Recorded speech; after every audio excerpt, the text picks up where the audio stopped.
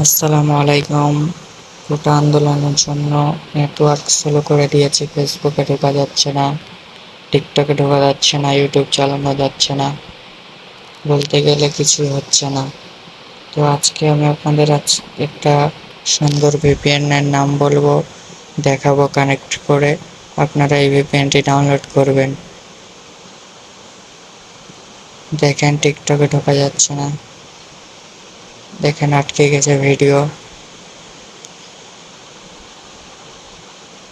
এখন আমরা VPN connect করব, তারপরে দেখবেন